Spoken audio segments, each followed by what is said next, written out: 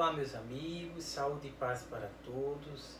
Para quem não me conhece, meu nome é Adriano César e estou aqui para a gente fazer mais um estudo, dessa vez a parábola do juízo, que está em Mateus capítulo 25, versículo 31 a 46.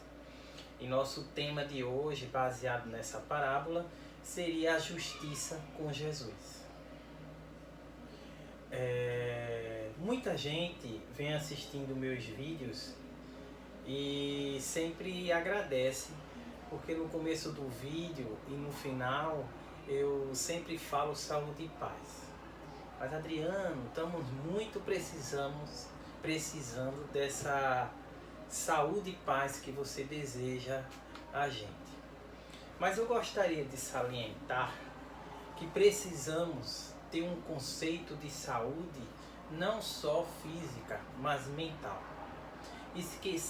Não esquecer que primeiro ficamos doentes da mente, depois a doença se manifesta no corpo físico. Tem um livro bem legal que fala sobre essa questão da enfermidade da alma, que é o Médico Jesus, do autor José Carlos de Lucas. Eu sou fã dele, já li todas as obras dele, gosto muito dos livros dele, principalmente o Minuto com Chico Xavier. Ele fala aqui, Minutos com Chico Xavier. E no livro Médico Jesus, no qual estou falando, ele fala que a doença é o caminho da cura e que a enfermidade nos ajuda a entender e a conquistar a saúde. Essa mensagem nos chama muita atenção para uma grande reflexão de que a saúde mental é tão importante quanto a saúde física. Não adianta sermos uma pessoa externamente perfeita se dentro carregamos várias impurezas. Isso me faz lembrar um diálogo que o mestre da lei teve com os fariseus, quando viu Jesus comendo com os publicanos e outras pessoas que estavam ali no local. Perguntaram aos discípulos, os fariseus perguntaram aos discípulos de Jesus por que ele se alimentava em companhia de publicanos e pescadores. Por que os seus discípulos transgridem a tradição dos anciãos, aquelas tradições bem antigas, visto que eles não lavam as mãos antes de comer? Essa era a indagação dos fariseus. Jesus, com a sua sabedoria, soberania, responde a seguinte resposta: o que torna o homem puro não é o que entra pela boca, mas o que sai da sua boca. Às vezes a gente não filtra os nossos pensamentos e falamos o que queremos e machucamos as pessoas, onde perdemos a grande oportunidade de fazer a grande caridade, o silêncio. Porque muitas vezes o silêncio também é caridade. Emmanuel tem uma mensagem muito bonita que diz o seguinte: não te perturbes, pois diante da luta e observa, o que te parece derrota, muitas vezes é vitória. E o que se afigura em favor da tua morte é contribuição para o teu engrandecimento na vida eterna. Então, se você foi visitado pela dor, não se entregue. Siga em frente, com perseverança, porque com certeza você sempre estará a poucos passos de encontrar cura. Às vezes já está com a cura. Ore sempre e confie. Jesus sempre está ao nosso lado. Diante desse conceito de saúde mental que abordei aqui, na entrada do nosso discurso, não podemos esquecer da justiça. Precisamos ser justos. Quando Paulo de Tarso nos fala que tudo nos é lícito, mas nem tudo nos convém, ele nos convida a abrir os olhos para sermos justos com nós mesmos. Aí vem Leão Denis, que eu amo também, no livro O Grande Enigma, falando da justiça. Logo na primeira página, que é ao leitor. Para quem não conhece Leão Denis foi um pensador espírita, médio e um dos principais continuadores do espiritismo.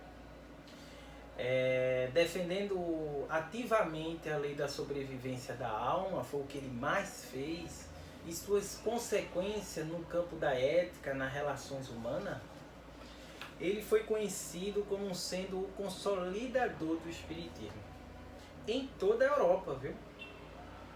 Ele era o plano B da divindade, caso Allan Kardec não conseguisse cumprir a sua missão. Em relação à justiça, Leão Denis fala o seguinte: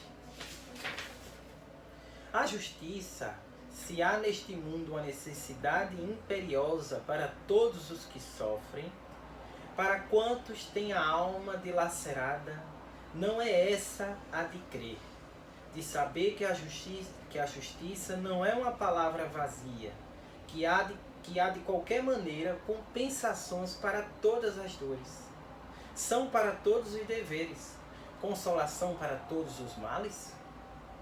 Ora, essa justiça absoluta, soberana, quaisquer que seja nossa opinião políticas e nossas vistas sociais, devemos reconhecer perfeitamente. Não é de nosso mundo. As instituições humanas não a comportam. Leão Denis deixa bem claro que as instituições do mundo não comportam certo tipo de justiça. Por isso que muitas vezes ao nosso redor acontecem fatos que não conseguimos combater, muito menos evitar. Embora partimos para corrigir, melhorar qualquer tipo de situação, diminuir a soma das desigualdades, da miséria, da enfermidade, da perda de saúde, da separação dos seres amados por nós, isso nos cria um grande sofrimento moral. Por isso que temos que confiar no Deus de justiça, de amor e de caridade. Aí vem Allan Kardec, no Evangelho segundo o Espiritismo, que está aqui, falar que o verdadeiro homem de bem é o que cumpre a lei de justiça, amor e caridade, na sua maior pureza. Por isso que temos que ter fé no futuro, que devemos colocar os bens espirituais acima dos bens materiais. Em vários momentos da passagem de Jesus, ele dizia que seu reino não era desse mundo. E deveríamos guardar o tesouro no céu e não na terra. Vou ler a parábola do juízo em Mateus, capítulo 25, versículo 31 a 46. Eu vou ler aqui e depois a gente vai fazer um debate. Quando vier o Filho do Homem na sua glória, e com ele todos os seus anjos, sentar-se-á então no trono da sua glória. E serão reunidos diante dele todos os povos. E ele separará uns dos outros, como o pastor separa as ovelhas dos cabritos. À sua direita colocará as ovelhas, e à esquerda os cabritos. Dirá então o rei aos que estiverem à sua direita: Vinde, bendito, vinde benditos de meu Pai, tomai posse do reino que está preparado para vós, desde a criação do mundo, porque tive fome e me deste de comer, tive sede e me deste de beber. Eu era peregrino e me acolheste, estava nu e me vestiste, enfermo e me visitaste, estava no cárcere e foste ver-me. Então lhe responderão os justos: Senhor, quando é que te vimos com fome e te demos de comer, com sede e te demos de beber? Quando é que te vimos peregrino e te acolhemos? Ou nu te vestimos? Ou quando é que vimos enfermo ou no cárcere e fomos visitar-te?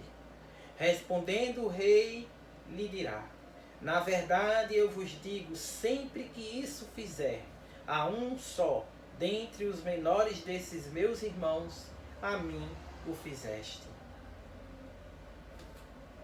Em seguida dirá também os que lhe estiverem à esquerda: afastai-vos de mim, malditos, para o fogo eterno que está preparado para o demônio e para os seus anjos. Porque tive fome e não me deste de comer, tive sede e não me deste de beber. Eu era peregrino e não me recebestes, estava nu e não me visitaste. Então responderão também eles: Senhor, quando é que vimos com fome ou com sede, ou peregrino, ou nu, ou enfermo, ou no cárcere, e não te demos assistência? Então lhe responderá: na verdade eu vos digo, sempre que isso não fizeste, sempre que isso não fizeste ao menor destes, nem a mim o fizeste. E estes irão para o suplício eterno, e o justo para a vida eterna. Dentro dessa parábola, o critério de justiça definido por Jesus, sem cena de dúvida, é a misericórdia. Qualquer um de nós não será salvo por frequentar o templo religioso, por acreditar nas verdades dos templos, atender os rituais, frequentar reuniões. É claro que são fatores importantes e muito necessários, mas não são suficientes para garantir a salvação. Allan Kardec transformou essa parábola em uma frase na qual é muito conhecida, que eu anotei aqui, para não esquecer, mas todos espíritas têm de ter em mente: fora da caridade não há salvação. Essa mensagem serve para todos os cristãos de qualquer religião. Então, quando Jesus diz que quando formos visitar um abrigo, como ele disse aqui, um preso, dá de comer a quem tem fome, beber a quem tem sede, é a ele que nós estamos fazendo. Quantos de nós são os pais, são filhos, são irmãos, que ficam felizes quando seus filhos recebem qualquer coisa que eles necessitam? Quando o filho consegue um emprego, né? Quando ele consegue uma bolsa de estudo, quando ele ganha um presente. Assim é o nosso Pai que está no céu conosco. Sem falar no processo encarnatório que estamos passando, que todos aqueles que estão ali estão ligados a nós. Gente, uma coisa eu aprendi no meu estudo diário do Evangelho, com as obras também de Chico Xavier, de Emmanuel, psicografada por Chico Xavier, que Deus renova o mundo como renova os seres. O processo encarnatório é educativo. A vida da gente é educativa. Às vezes, o que está na posição de dificuldade colocou irmãos em dificuldade em outras existências. E muitas vezes, os que estão na posição de ajudar o próximo é o que está tendo a chance de reparar a não ajuda com aquele irmão que está precisando. Veja como é interessante o nosso ciclo de troca, aquela troca de caridade, de amor. Por isso que Kardec afirma que fora da caridade não há salvação. Ele pode ter sido um irmão seu, um filho, um pai, uma mãe. Nessas situações que a misericórdia de Deus está trabalhando. Aquela misericórdia que ainda não conseguimos enxergar. Quando eu vou aí nos abrigos, quantas vezes, quando eu vou vestido de palhaço, para alegrar as crianças, colocar um sorriso. Então, sem cena de dúvida, aqueles espíritos que estão ali, está envolvido no meu processo encarnatório. Entendeu? Talvez seja espíritos familiar meu. E eu estou ali, talvez, num processo educativo comigo e com ele. E é por isso que quando a gente vê algum irmão nosso em determinada posição maiores que a nossa, que possamos ampará-los, auxiliá-los, vibrar para que tudo dê certo na sua caminhada. Você não tem ideia do grandioso trabalho que a divindade, junto com a espiritualidade, teve para que ela chegasse àquela posição. Às vezes aquele espírito passou por tanto processo de sofrimento, de tortura, para poder alcançar aquele posto, para tentar executar a sua missão. E às vezes com uma fofoca, a gente destrói tudo. Quantos espíritos estão envolvidos com aqueles processos encarnatórios e ele pode estar resgatando vários espíritos com eles. Por isso que devemos ter esse senso de justiça. Mas acima de tudo, ser misericordioso como nosso Pai é misericordioso com nós. Vocês querem ver um exemplo do que falei até agora? Os médiuns. Tem gente que pensa que os médiuns, aqueles que teve a chance de usufruir de uma faculdade mediúnica, são privilegiados. Eles podem até ser, mas são os que mais têm a praticar essa justiça, esse amor, essa caridade. Os médiuns são os verdadeiros resgate de seus próprios atos. E muitos não conseguem concluir a missão. Tem um irmão espiritual que trabalha comigo, chamado Padre Paulo, que diz que os médiuns é 2 vezes mais inteligentes, mas também ele é 2 vezes mais cobrado. Lembrando que, segundo Allan Kardec, todos nós temos um grau de mediunidade. Na obra Os Mensageiros, pelo espírito André Luiz, que é esse livro, Psicografia de Chico Xavier, ele relata vários casos de médium que faliam por suas missões. E nessa obra, André Luiz é levado para conhecer as consequências desses fracassos. Erro dos espíritos, e ele vai conhecer isso no mundo espiritual. Os médiuns que querem empregar a sua mediunidade e os trabalhadores do Evangelho que desejam realmente desempenhar sua tarefa no bem, vai precisar ser muito justo com ele mesmo e renunciarem às suas aspirações materiais diante do seu compromisso que ele criou com a espiritualidade. E a gente cria esse compromisso antes de chegar aqui. Por isso que Padre Paulo tem uma mensagem que eu gosto muito, é que nós vivemos inconscientemente nossa própria consciência. Porque muitas vezes a gente não sabe, todo esse processo que eu falei encarnatório, a gente já tem ciência no inconsciente da gente.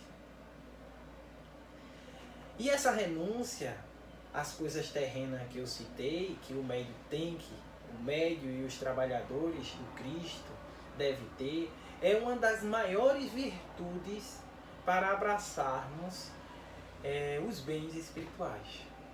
É o verdadeiro progresso para os espíritos. Uma das maiores renúncias é aquela a favor do próximo que a gente faz. De se dedicar à verdade e ao bem, em prol do bem do outro.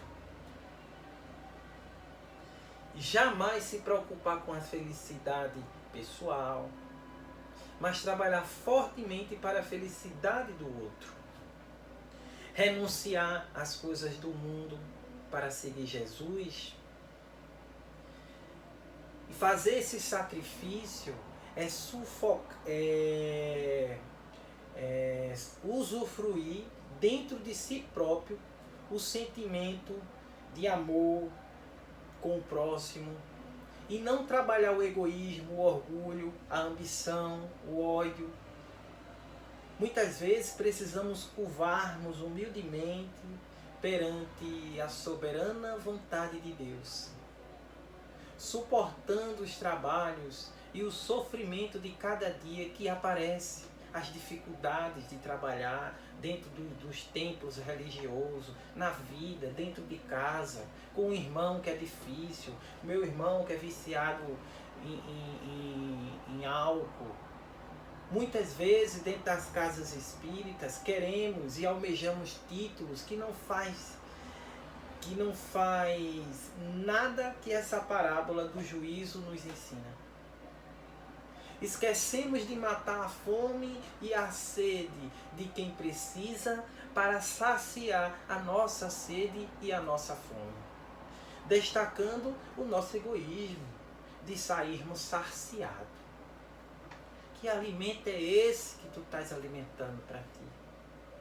Por isso que às vezes tomamos decisões que nos comprometem e seremos mais um mensageiro do Cristo, com uma grande lista do que deveria ser feito, mas não fizemos.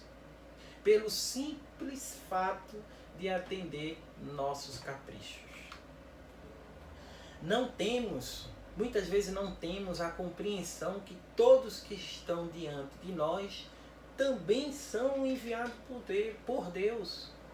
Que muitos deles são os verdadeiros trabalhadores de última hora.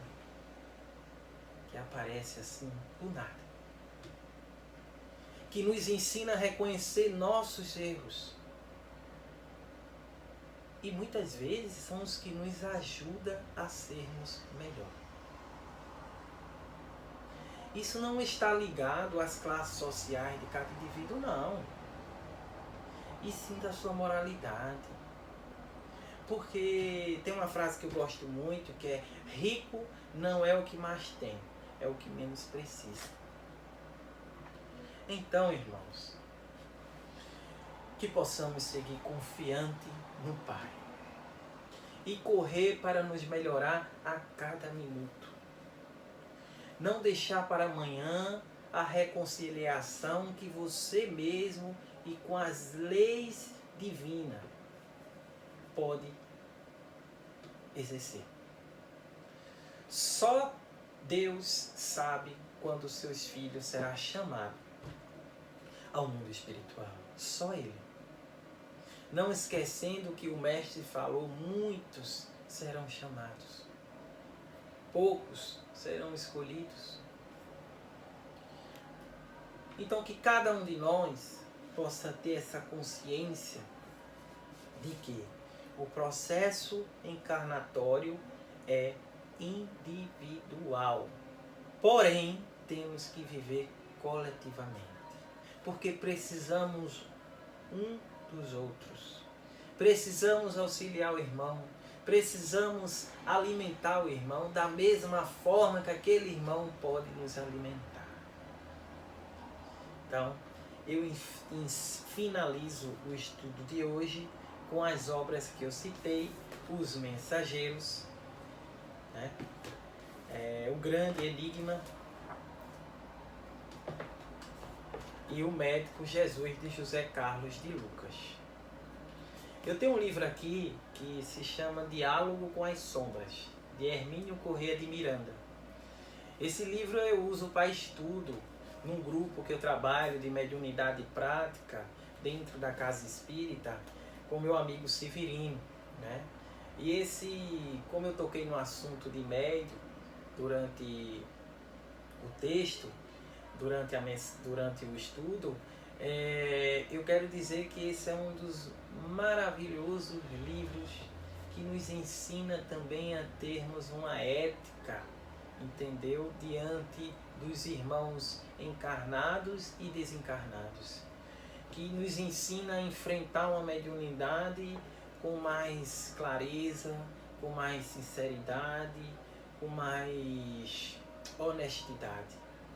E muitas vezes a gente vai para uma casa espírita, quer dar de cara a uma mesa mediúnica para conversar com os espíritos, mas queremos nos alimentar de coisas, de elementos que nos satisfazem. Muitas vezes saber as coisas, prever seu futuro, ver se sua vida vai melhorar, e muitas vezes a gente não faz o esforço de nos tornar melhor, porque é um grande esforço sair da mesmice. É um esforço querer fazer essa reforma dentro de nós, mudar de hábitos, mudar de conceito. Tem gente que está tão acostumado, mas tão viciado com a dor, que não quer ir ao encontro do amor. Eu não vou resolver o problema que eu tenho com meu marido, ele já é assim há 30 anos. Vai precisar vir várias encarnações para resolver? Porque Jesus precisa de pessoas que, acima de ter atitude, tem amor ao próximo. E ter amor ao próximo é enfrentar as dificuldades, é ir em frente com todos os problemas, é saber tomar decisões no momento certo, é encarar as dificuldades com mais serenidade, é auxiliar o outro no momento que ele mais precisa, não dar as costas. Tempo religioso é para dar de beber a quem tem sede e de comer a quem tem fome. Muitas vezes a sede de palavras, a fome de uma mensagem amiga. Como Jesus mesmo disse, não só do pão vive o homem, mas de toda a palavra que vem da boca de Deus. Os médiuns é um grande mensageiro do Cristo. Então, meus irmãos, que cada um de nós possamos seguir em paz com o Cristo, porque só Jesus salva. Que Jesus abençoe cada um de vocês. Que Jesus ilumine cada passo de sua vida. E que cada um de nós possa ser confiante na tarefa que temos aqui na Terra, na nossa missão. E que possamos sempre ser perseverantes no bem. O bem é o seu advogado. Que Jesus abençoe os nossos filhos, toda a humanidade que está passando por essa pandemia, por essa grande dificuldade, por esse grande processo de mudança em nossas vidas. Jesus nos convida a uma reforma íntima, a vermos o que realmente é importante para a nossa vida. Jesus faz esse convite de mudança, que nesse processo de regeneração, de processo de uma construção de um mundo melhor, que possamos ser gratos por estar aqui dentro desse mundo, fazendo a diferença, auxiliando o outro entende? Podendo ajudar aqueles que estão mais fracos que nós. Onde o forte pode ajudar o fraco. Que Jesus dê sabedoria para os dirigentes da terra, saber administrar essa grande dificuldade. Poder estar unido um com o outro, pensando no coletivo, não pensando no individual. Que o Mestre Jesus abençoe a nossa humanidade. Que Jesus acolha esses irmãos que estão chegando no céu, que estão voltando para casa, e aqueles que estão tendo a chance de lutar, que lutem. Mas lute com solidariedade, com amor ao próximo.